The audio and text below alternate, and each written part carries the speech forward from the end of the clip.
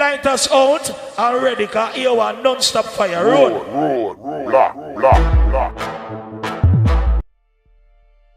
What it do, y'all? Great grandson of We Rebuilding We. I'm here to talk about the legend, Jam Master Jay. After all these years, they getting down to the case.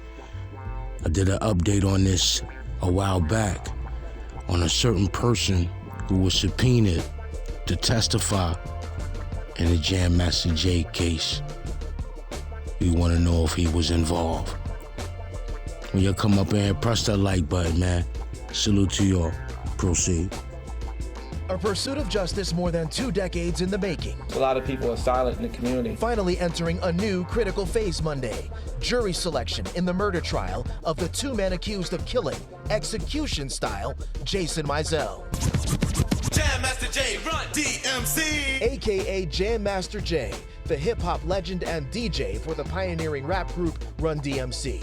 Federal prosecutors accuse 59-year-old Ronald Washington of being with 40-year-old Carl Jordan when Jordan, then 18, fatally shot Mizell in the head at point-blank range in October 2002. The first potential juror questioned Monday by the judge, a man who studied computer security systems in college, cites Run DMC as one of his favorite groups, and DJs on the side as a hobby. Drug-related homicide. Investigators say the men were buzzed up to Mizell's Jamaica, Queens recording studio with no issues, presumably because he knew his killers. Mizell was allegedly in the process of trying to cut out 2 of his associates in a cocaine deal. A third man, Jay Bryant, is also facing charges, but will be tried separately. Mizell is survived by his wife and 3 children. If convicted, both Jordan and Washington could spend the rest of their lives in prison. Jury selection set to continue this week. The start of the trial set for next Monday.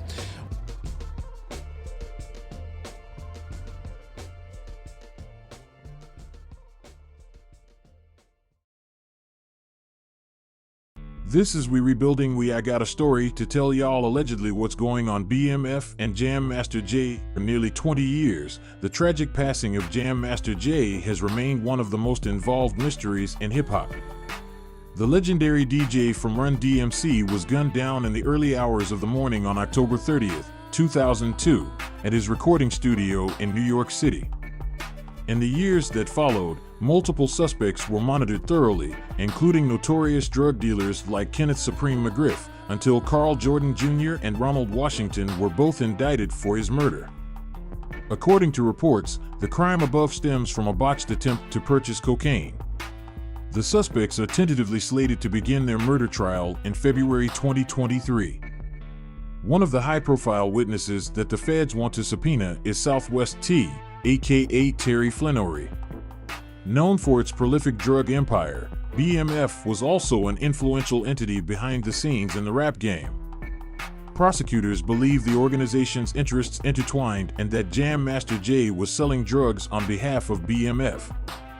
Based on intel from various DEA agents and federal informants, there is a growing suspicion that his death may have been due to a transaction involving dope supplied by BMF.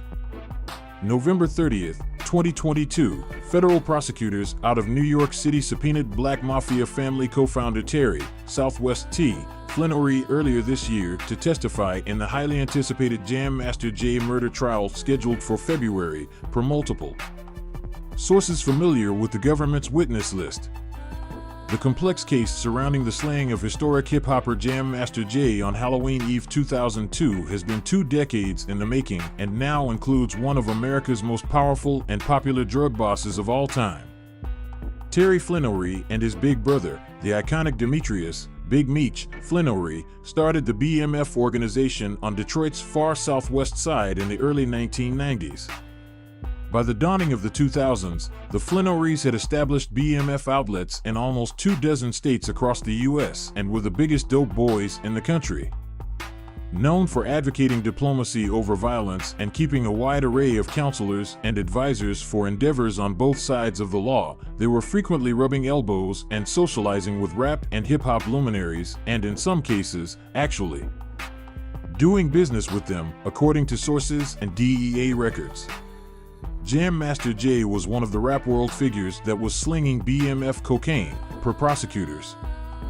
BMF cash helped jumpstart a slate of groundbreaking and eventually chart-topping hip-hop artists and labels in New York City and Atlanta, per multiple federal informants and DEA intelligence reports. Ronnie, Tenard, Washington, and Carl, Little D, Jordan are charged with the October 2002 first-degree homicide of Jason Mizell, aka legendary DJ and Run DMC member, Jam Master Jay, in what prosecutors contend was a vendetta spawned from a BMF drug deal gone bad. The beloved 37-year-old Mizell, who began distributing narcotics when his music career cooled off, allegedly cut Washington, a hardened felon and childhood friend of his from Queens, out of a 10-kilo cocaine deal that Terry Flenory was personally fronting, per the prosecution's theory.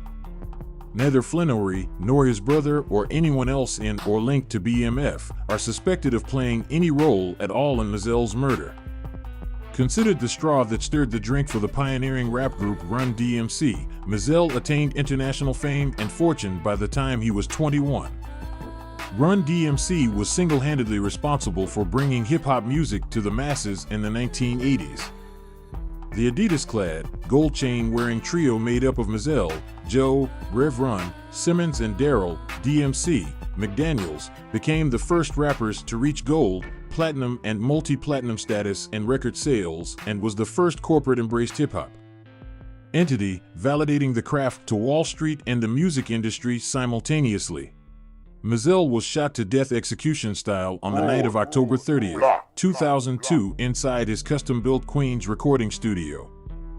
British investigative reporter Frank Owen has broken most of the news regarding the Jam Master Jay homicide investigation through the years, beginning in an exclusive for Playboy magazine published in 2003 and continuing as recently as last year, when he was the first to identify Terry Flenory as Jam Master Jay's BMF wholesale cocaine plug on his Substack blog.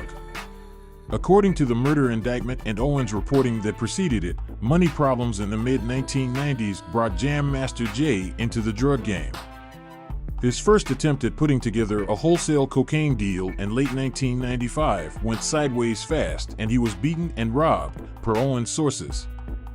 At some point in 1996, Mizell met Terry Flenory and began brokering drug deals for friends and associates, eliminating any cash flow issues he had previously encountered.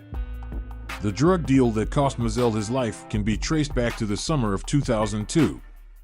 Just months prior, Mizell had helped BMF shot callers create a Baltimore satellite crew, staffed with people from Queens, New York, according to Owen's reporting.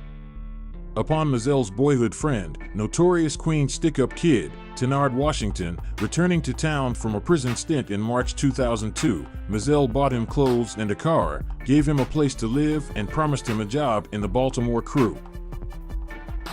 The problem was the leader of the Baltimore crew, another Jam Master Jay confidant, had personal issues with Tenard Washington and didn't want him involved in any BMF drug activity. In July 2002, Mizell took Washington with him to a meeting in Washington, D.C. at a luxury hotel with Terry Flenory, where they collected 10 kilos of cocaine on consignment and earmarked for sale in Baltimore. The 10 kilos were worth $250,000. Flenory had heard bad things about Tenard Washington, didn't vibe with him in their Washington, D.C. trip, and made his feelings about him known to Mizell following the encounter, according to GR sources. Mizell chose to remove Washington from the deal, and that decision resulted in Washington planning to have him killed, prosecutors assert. Washington, 58, is alleged to have recruited Little D Jordan to be the triggerman.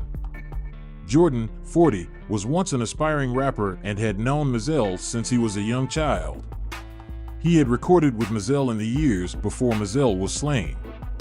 Jordan's dad, Big D, acted as Run DMC's tour manager.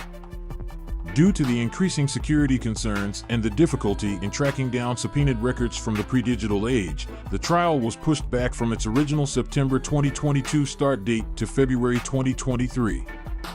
Lost T month, Owen reported on his Substack blog of witness intimidation tactics allegedly being deployed by Washington BMF was dismantled courtesy of the DEA's landmark 2005 Operation Motor City Mafia bust, which netted more than 175 convictions and confiscated nearly $300 million in BMF-connected bank accounts around the globe. Big Meech and Southwest T. Flenory both pleaded guilty in the case and got 30-year prison terms. Terry Flenory, 52, was released from prison in May 2020 on home confinement and is back in Detroit working at a local men's clothier. Big Meech, 54 and often name-checked in rap anthems by a who's who of rap legends, isn't set to be let loose until May 2029 and is doing his time in a federal prison in Oregon. Rest in peace, man, to Jam Master Jay. Word up. This is great-grandson of We Rebuilding We. Thank you for tuning in. Please leave your comment below. And most definitely, most important thing, press that like button and share. Thank y'all. Peace. Get every lighters out. Already got you a non-stop fire road.